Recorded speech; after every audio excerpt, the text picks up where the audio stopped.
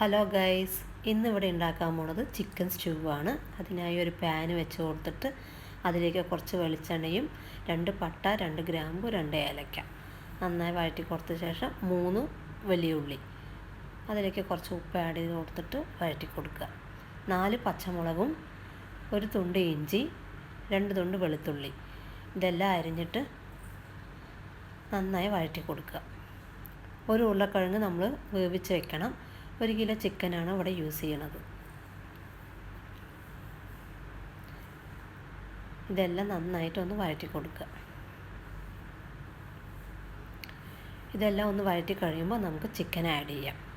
ഇവിടെ 1 നാളികേരത്തിൻ്റെ പാലാണ് ഇവിടെ യൂസ് ചെയ്യണത്.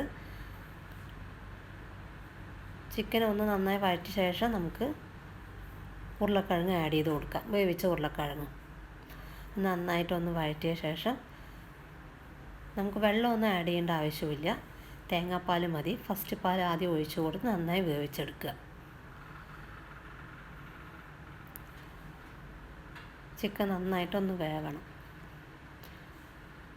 അതിനായിട്ടാണ് ഫസ്റ്റ് പാൽ ഒഴിച്ചു കൊടുത്ത് നന്നായി വേവിച്ച് മൂടി വയ്ക്കുക.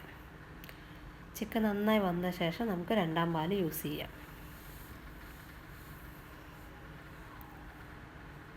ചിക്കൻ നന്നായി വന്ന ശേഷം നമ്മൾ 2ാം പാൽ ഒഴിച്ചു കൊടുക്കും. 2ാം പാൽ ഒഴിച്ച ശേഷം പെപ്പർ വേണമെങ്കിൽ യൂസ് ചെയ്യാം. ഞാൻ ഇവിടെ 1/2 സ്പൂൺ പെപ്പർ യൂസ് ചെയ്തിട്ടുണ്ട്. കറിവേപ്പില ആഡ് ചെയ്ത് കൊടുത്തിട്ടുണ്ട്.